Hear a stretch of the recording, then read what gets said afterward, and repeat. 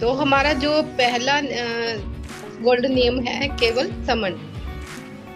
केवल समन में जो SC ST OBC लोग हैं वो आते हैं, और जो धर्म परिवर्तित है, धर्म परिवर्तन करके दूसरे उसमें चले गए हैं, वो लोग भी केवल समन में आते हैं। दूसरा है चंदा कभी नहीं। समन संघ कभी भी चंदा नहीं लेता। जो भी संगति लगती है, हम सभी अपना खर्चे पर वहां जाते हैं, आने जाने का हमारा खर्चा होता है, और खाने का भी हम खुद देते हैं। और उससे क्या होता है कि हमारे अंदर एक स्वाभिमान की भावना आती है। तीसरा है जाति अभ्यास कभी नहीं। समर संघ का ये बहुत ही अच्छा गोल्डन नियम है। जाति का अभ्यास यहाँ पर बिल्कुल भी नहीं होता। अगर कोई जाति का नाम लेता है तो उसको वहीं पर रोक दिया जाता है। इससे क्या है कि हम सब में समानता बनी रहती है। चौथा जो नियम है, केवल संघवाद। इसमें किसी भी तरह की बात नहीं होती। यहाँ केवल संघ की ही बात होती है, कैसे जोड़ा जाता है उसकी बात होती है। पद प्रतिष्ठा मंच माला कभी नहीं, ये इसका पांचवा गोल्डन नियम है। समन संघ में किसी तरह की पद प्रतिष्ठा मंच माला का आयोजन नहीं होता। यहाँ पर केवल एक पद दिया जाता है, वो है स्पोक का। और स्पोक भी कोई सम्मानित पद नहीं है, वो जिम्मेवारी का एहसास दिलाता है हमें। तो और किसी तरह का यहाँ पर पद नहीं दिया जाता। पंजीकरण कभी नहीं। समन संघ का पंजीकरण कभी भी नहीं हो सकता, क्योंकि पंजीकरण किसी एक चीज का होता है, और अगर संघ का हम पंजीकरण करते हैं तो वो किसी एक की प्रॉपर्टी बन जाएगा। और संघ है जो किसी एक की प्रॉपर्टी नहीं है, हम सब करोड़ों बहन भाइयों की प्रॉपर्टी है, तो इसलिए इसका पंजीकरण नहीं हो सकता।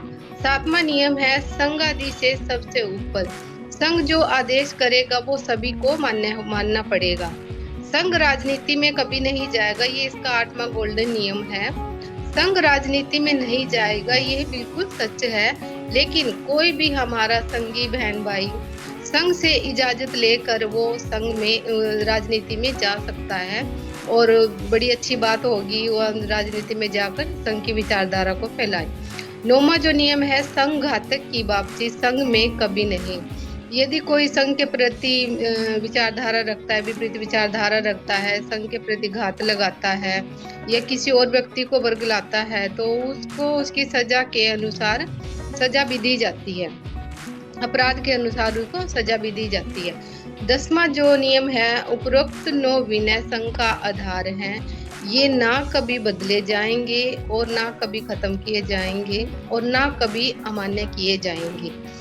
जो 10वां गोल्डन नियम है, अभी मुझसे बात करते हैं, ये क्या बताता है। जो 10वां नियम है, ये जो ऊपर के 9 नियम है, एक तरह से उसके ये सुरक्षा कवच है। जिस तरह से किले की चारों तरफ वो घेराबंदी होती है, उसी तरह से ये 10वां नियम है वो काम करता है। दुनिया में 2 तरह के लोग पाए जाते हैं, एक जो काम करते हैं और दूसरे तरह के लोग ऐसे होते हैं कि जो दूसरे लोग काम करते हैं आराम से उस पर अपना नाम बना लेते हैं और वो अपने नंबर बना लेते हैं। कहने का मतलब यह है कि मेहनत करने वाला कोई होता है, जैसे कि खेत में फसल हमने उगाई, सर्दी गर्मी में उसकी रखवाली की, फसल काटी निकाली और मेहनत करके हम बाजार मंडी तक लेके गए, तो वहां पर हमें अपनी मेहनत का क्या मिलता है, 10 रुपए प्रति किलोग्राम। लेकिन जब वही फसल हमें खरीदनी पड़ जाए, वही अनाज हमें खरीदना पड़ जाए, तो हमें क्या मिलेगा, 3 गुना 4 गुना महंगा मिलेगा। तो कहने का मतलब यह है कि यहाँ पर कुछ लोग इस तरह के होते हैं जो करे कराए काम पर अपना नाम कर लेते हैं। इस तरह के दलाल वो तो कुछ ही टाइम में बहुत सारा मुनाफा कमा लेते हैं, लेकिन जो जिसने मेहनत की वो थोड़ा सा ही कमा पाता है। तो ये क्यों ऐसा नियम ऐसा क्यों बना, नियम बदल दिया, सही नियम अमान्य कर दिए, मतलब कि जो सही नियम था वो खत्म कर दिया। और जब भी ये नियम बदले गए हैं तो नुकसान किनका हुआ है, समनों का। चाहे वो त्रिपिटक के नियम हो या फिर संविधान के नियम हो, जो बुद्ध से लेकर बाबा साहेब अम्बेडकर जी ने बनाए थे।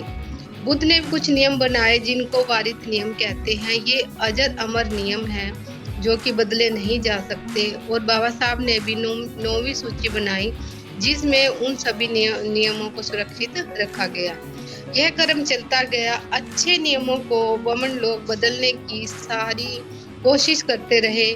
जो विनय पीटक है, विनय के नियमों की किताब है, पर जो संगठन चलाने वाले हैं उस किताब का जिक्र नहीं करते। क्यों करेंगे?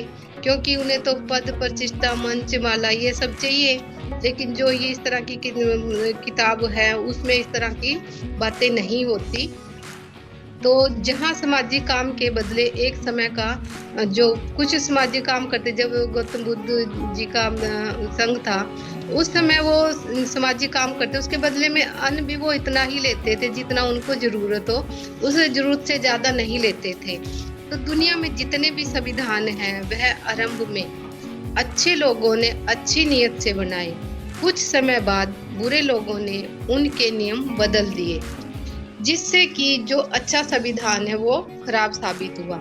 पुराने संघ में हर 15वें दिन ऐसा सतपारी होता था, जिसमें जो संघ के नियम है, यदि किसी ने उसमें कुछ बदलाव किया है या उसकी डेफिनेशन चेंज की है तो वो ठीक कर ली जाती थी। यही नियम सवर्ण संघ में लागू है। जब तक ये नियम अभ्यास में रहेंगे, जो सवर्ण संघ के 10 नियम हैं, जब तक ये हमारे अभ्यास में रहेंगे, हम इस पर अमल करते रहेंगे, तब तक हम ये सुरक्षित रहेंगे। क्योंकि जो ये नियम है ये सुनहरे नियम है और ये अजर अमर है।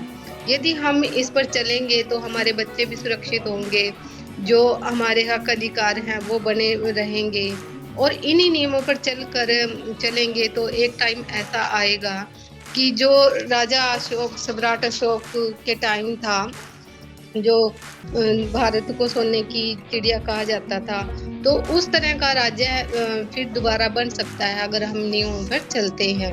तो जो भारत की स्थिति अब इतनी खराब हो चुकी है, फिर से हम विदेशों में वो मान सम्मान पा सकते हैं। और वो कैसे पा सकते हैं? जो संघ के 10 नियम हैं उन नियमों को अपनाकर। और इस संघ में ना केवल ये हम मनुष्यों के लिए जरूरी है, संघ जो जितने भी जानवर हैं, बंदर हैं, मधुमक्खी हैं, मछलियां हैं और इस तरह से नौकरी पेशा लोग हैं, किसी भी फील्ड में काम करने वाले हैं, तो सबको ही संघ की जरूरत पड़ी। यहाँ तक कि देशों को भी संयुक्त राष्ट्र संघ की स्थापना करनी पड़ी। जब इस तरह से संघ बन जाते हैं तो वो अपनी बात आराम से उठा पाते हैं, तो वहाँ पर सुनवाई भी अच्छी होती है। तो इस तरह से जो संयुक्त राष्ट्र संघ की स्थापना करनी पड़ी देशों को भी। फिर हम तो पैदाइशी समण हैं, तो हमारा तो जन्म सिद्ध अधिकार है संघ में रहने का। क्योंकि गौतम बुद्ध जी ने भी आदेश दिया था कि संगं शरणं गच्छामि, यानी कि साधु संगत करो या संगति में रहो। बाबा साहेब अम्बेडकर जी ने भी हमें संगठित रहने के लिए कहा था कि संग रहना ही संग रहना है। बाबा साहेब अम्बेडकर जी ने भी 1927 में समता समाज संघ की स्थापना की थी। तो उसके बाद लोगों ने संघ को तोड़कर 29 लाख संगठन बना दिए और ये आज भी निरंतर बढ़ते ही जा रहे हैं। क्योंकि एक संघ बनता है तो उसमें मनमुटाव होता है, तो दूसरा सोचता है कि मैं अपना ही संघ क्यों ना बना लूं, संगठन। तो इस तरह से संगठन टूट के आज 29 लाख से भी बहुत ज्यादा हो गए। तो इसी तरह यदि हम संघ में रहेंगे तो सुरक्षित रहेंगे। क्योंकि एक जो खूंखार शेर है वो भी बिना संघ के सुरक्षित नहीं है। यदि वो बिना संघ के चलता है तो जो कुत्तों का संघ है वो भी उसको खत्म कर सकता है। तो इसी तरह से जो चोर हैं, लुटेरे हैं, अपराधी हैं, वो संघ में ही रहकर अपना काम कर पाते हैं और अकेला मतलब कुछ नहीं कर सकता। जब हम संघ में रहेंगे तो सब काम कर सकते हैं।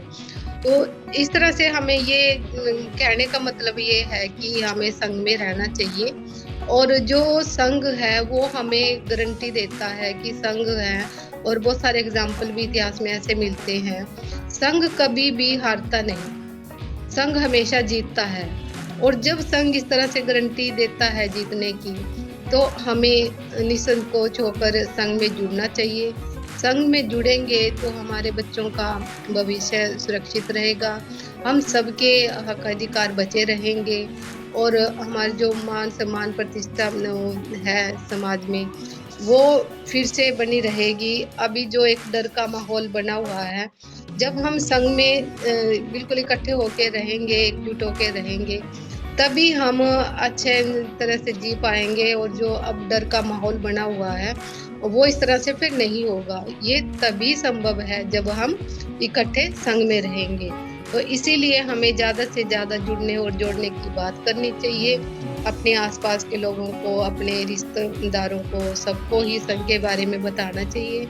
और जुड़ना उनकी वो क्या है, अगर किसी को समझ में आता है तो ठीक है, बाकी उनको बार-बार हम बताते रहेंगे, क्योंकि अब यही लास्ट औचित्य लगता है समन संघ, क्योंकि संगठनों ने इतने टाइम तक जो काम कर रहे हैं, उसका जो आउटपुट मिलना चाहिए था वो नहीं मिल पाया।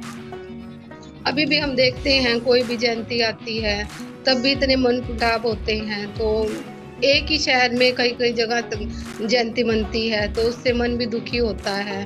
तो यही कोशिश है, अगर सारे एक जगह इकट्ठे होकर हम अपने बाबा साहब की जयंती मनाते हैं, अपने महापुरुषों की जयंती एक जगह मनाते हैं, तो हमारे अंदर भी कॉन्फिडेंस आता है कि मेरा समाज, मेरे लोग सब इकट्ठे हैं और बहुत अच्छा लगता है। ये पिछली बार मैं स्पीडो से हूँ जैसे, तो आसपास के सभी गांव के लोग आए थे और सफीदों की जो कई जगह सेलिब्रेट होती थी बाबा साहब की जयंती, एक ही जगह मनाई गई। लेकिन फिर वही अब की बार फिर वही उनमें मनमुटाव हो गया। और ऐसा पता नहीं क्यों लोगों के बीच में वही है कि मेरी चलनी चाहिए, मेरी चलनी चाहिए। और उस चक्कर में अब फिर वही जो अलग-अलग बटे हुए थे वही अलग-अलग बट गए। तो मैं आशा है कि लोग समझेंगे इस चीज़ को और धीरे-धीरे जुड़ेंगे। जैसे हमारा संघ बढ़ रहा है उससे थोड़ी उम्मीद बढ़ रही है कि लोग अवश्य ही जुड़ेंगे, क्योंकि संघ हमें जीतने की गारंटी देता है। तो संघ में जुड़ेंगे तो तभी हमारे हक अधिकार, हमारे बच्चों का भविष्य सुरक्षित रहेगा। इन्हीं बातों के साथ सभी को जय भीम, नमो बुद्धाय, संघं नमामि, संघं नमामि, संघं नमामि। अगर मेरे वक्तव्य में कोई त्रुटि हुई है तो संघ मुझे माफ करे, माफ।